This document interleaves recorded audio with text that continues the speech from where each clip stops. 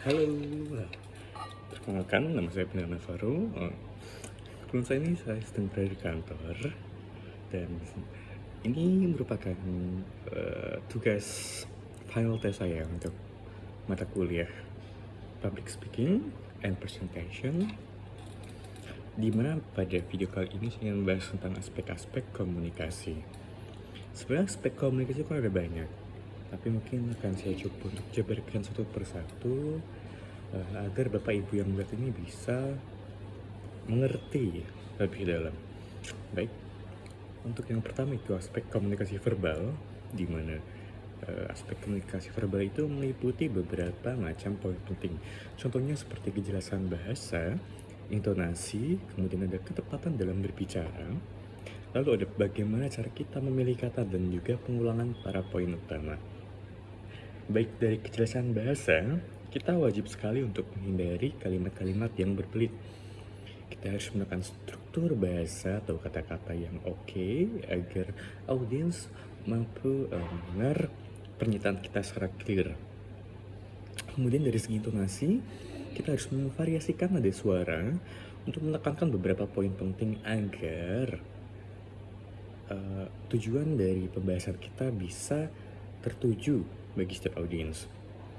Kemudian ada ketepatan berbicara, di mana kita harus menyesuaikan dengan audiens. Kita nggak boleh terlalu cepat, kita nggak boleh terlalu lambat. Pemilihan kata agar bahasa yang sesuai mampu dicerna oleh para audiens sesuai dengan latar belakang yang berbeda-beda. Kemudian ada aspek komunikasi nonverbal, di mana kita harus melakukan kontak mata, yang mana ini menunjukkan keterlibatan dan juga membangun kepercayaan terhadap audiens. Lalu ada gestur tubuh. Gestur tubuh di mana gerakan-gerakan tangan yang sangat simpel, ekspresi wajah, dan juga pergerakan panggung untuk menegaskan pesan bagi para audiens. Lalu dengan postur tubuh di mana kita harus berdiri tegak, penuh dengan confidence. Kita harus menghindari pergerakan yang berulang-ulang. Kita nggak boleh gugup, kita nggak boleh nervous.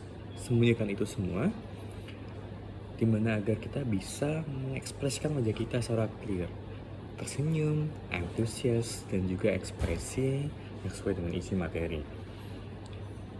Kemudian dari jarak, dimana kita harus mengatur jarak agar dimana kita berdiri dengan audiens tetap terdekat namun juga profesional. Lalu ada aspek artikulasi, di mana bagaimana cara kita mengucapkan itu secara jelas, clear, menghindari bergumam hingga terdengar jelas dan tidak seperti kumur-kumur. Lalu ada volume suara, di mana kita harus menyesuaikan suara dengan ruangan seperti saya saat ini karena saya sedang berada di kantor.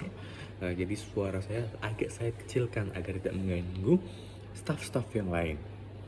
Lalu ada latihan vokal, di mana kita harus membantu mengurangi kesalahan. Ini untuk melatih kepribadian kita agar apa yang kita sampaikan itu tidak salah. Kemudian ada pengendalian napas, di mana ini mengatur atau menjaga ritme pernapasan kita agar tidak terlalu terdengar. Contohnya seperti kita kos-kosan ini, jadi kan terdengar kepada audiens. Lalu ada aspek mengenal audiens, kita harus mengetahui profil audiens, kita memahami latar belakang, usia, profesi, minat, dan juga ekspektasi mereka terhadap kita tuh bagaimana. Kita juga harus memberikan materi yang sesuai dengan kebutuhan audiens, di mana kita harus menunjukkan isi presentasi dengan relevansi bagi mereka. Kemudian secara interaksi, kita harus melibatkan audiens mulai dari memberikan berbagai macam pertanyaan, voting, atau juga memberikan humor-humor ringan untuk ice breaking agar kita menghancurkan rasa canggung antara audiens dan juga kita sebagai narasumber. Kita juga harus berempati, di mana kita harus menunjukkan bahwa kita tuh harus saling memahami sudut pandang audiens dan satu sama lain. Kemudian untuk struktur aspek lainnya itu sebenarnya ada banyak.